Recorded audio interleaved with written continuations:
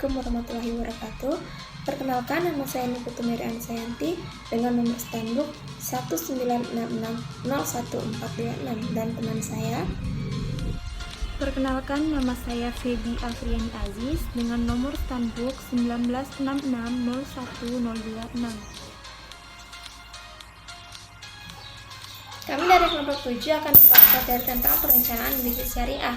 Yang pertama yang akan kami bahas adalah pengertian perencanaan.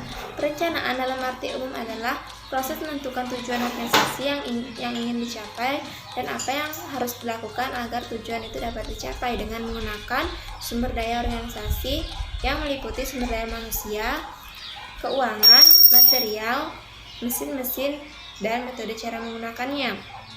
Sedangkan pengertian perencanaan dalam manajemen bisnis adalah proses pencapaian tujuan bisnis atau dalam kata lainnya mendapatkan keuntungan yang berkelanjutan dengan menggunakan sumber daya organisasi yang meliputi sumber daya manusia, keuangan, material, peralatan, dan metode yang diperlukan secara efektif dan efisien.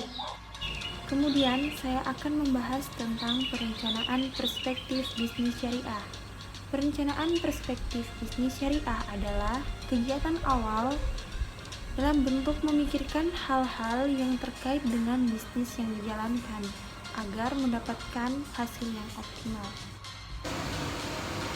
Perencanaan dalam bisnis syariah adalah suatu keharusan yang mau tidak mau harus dibuat karena memang diperlukan sebagai acuan setiap kegiatan yang dilakukan dalam berbisnis. Dalam manajemen pada umumnya maupun dalam manajemen bisnis syariah, perencanaan itu merupakan sunnatullah, sebagaimana yang dapat dipahami dalam Al-Quran berikut ini. Bismillahirrahmanirrahim. Ya ayyuhalladzina amanu taqullaha wal tanzur nafsum ma qaddamat lighadin wattaqullaha innallaha khabirun bima ta'malun.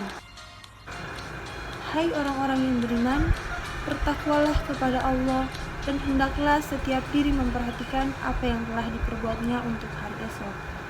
Dan bertakwalah kepada Allah, sesungguhnya Allah Maha mengetahui apa yang kamu kerjakan.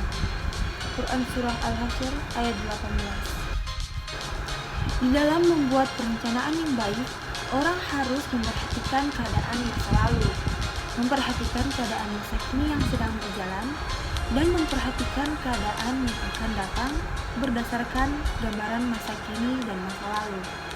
Meskipun sudah dengan cermat kita membuat perencanaan, namun bukan mustahil kita menemui kendala, baik dalam menyusun perencanaan maupun dalam melaksanakan rencana tersebut. Kemudian yang ketiga, karakteristik perencanaan.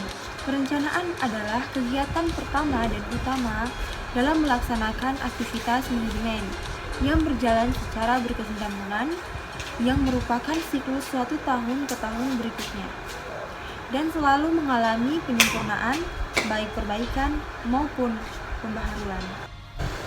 Oleh karena itu, perencanaan memiliki karakteristik khusus. Di antaranya yang selalu kita rasakan, yang pertama, perencanaan adalah proses tidak pernah berakhir bila perencanaan tersebut telah ditetapkan. Yang kedua, perencanaan yang telah ditetapkan harus diimplementasikan. Dan yang ketiga, selama proses implementasi dan pengawasan, rencana-rencana tersebut mungkin saja memerlukan revisi, modifikasi, dan penyesuaian di sana-sini untuk menyesuaikan dengan situasi dan kondisi yang terjadi di lapangan. Dan yang keempat, perencanaan kembali atau mengkaji ulang perencanaan dapat menjadi faktor penentu keberhasilan. Dan yang terakhir, perencanaan harus mempertimbangkan kebutuhan fleksibilitas agar mampu menyesuaikan diri dengan situasi dan kondisi yang baru secepat mungkin. Yang keempat yang akan kami bahas adalah proses perencanaan dalam fungsi-fungsi manajemen. Perencanaan merupakan fungsi utama dan paling utama dalam manajemen. Maksudnya adalah bagaimana aktivitas fungsi-fungsi manajemen lainnya sangat bergantung pada fungsi perencanaan yang meresap dan menyinari fungsi-fungsi manajemen lainnya seperti pengorganisasian, penyusunan personalia, pengarahan, dan pengawasan. Dengan demikian, proses perencanaan benar-benar strategis dan menentukan segalanya dalam proses organisasi. Baik, yang kelima yang akan kami bahas di sini adalah kiat-kiat menyusun perencanaan. Yang pertama, didasarkan dengan keyakinan bahwa yang dilakukan itu adalah baik. Yang kedua, dipastikan bahwa kegiatan yang akan dilakukan dalam perencanaan memiliki banyak manfaat. Yang ketiga, didasarkan pada ilmu pengetahuan dan berhubungan dengan apa yang akan dilakukan dalam perencanaan. Yang keempat, sebaiknya sebelum melakukan perencanaan atau membuat perencanaan, kita melakukan studi banding ke perusahaan lainnya yang sejenis dengan pengelolaan yang terbaik dan pelaksanaan yang sukses. Yang kelima, kita harus dapat membayangkan perencanaan yang sudah kita susun sampai proses realisasinya. Kemudian yang keenam, tahap-tahap perencanaan. Untuk mewujudkan yang demikian itu, maka perencanaan disusun dengan mengikuti tahapan-tahapan sebagai berikut. Tahap pertama, menetapkan tujuan atau serangkaian tujuan. Pada tahap ini, perencanaan dimulai dengan menetapkan keputusan tentang apa yang menjadi tujuan organisasi atau lembaga bisnis itu.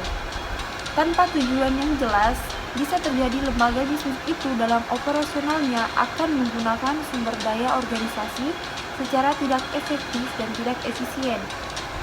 Padahal efektif dan efisien adalah prinsip yang harus selalu dijaga dan dipertahankan dalam praktek bisnis. Kalau sampai terjadi apabila disengaja, itu berarti suatu kerugian. Tahap kedua, merumuskan keadaan saat ini. Memahami pengertian keadaan saat ini bagi organisasi bisnis yang sangat penting, karena dari situlah kita berangkat untuk mencapai tujuan organisasi bisnis yang sudah dirumuskan dalam tahap pertama, dan apa saja yang harus dilakukan untuk mencapai tujuan itu. Kemudian tahap ketiga, mengidentifikasi segala kekuatan, kelemahan dan segala peluang dan ancaman dengan memahami situasi dan kondisi objektif. Ini kita dapat mempersiapkan strategi yang diperlukan memasuki keadaan itu dan berjuang untuk mencapai apa yang menjadi tujuan organisasi bisnis, yaitu mendapatkan keuntungan yang berkelanjutan. Tahap keempat, mengembangkan rencana atau serangkaian kegiatan organisasi untuk mencapai tujuan organisasi bisnis yang sudah ditetapkan pada tahap pertama. Termasuk di sini mempersiapkan, membuat dan melakukan penilaian berbagai alternatif dan memilih alternatif kegiatan yang terbaik dan menguntungkan yang harus dilakukan, kegiatan yang terbaik dan menguntungkan yang harus dilakukan untuk mencapai tujuan organisasi bisnis.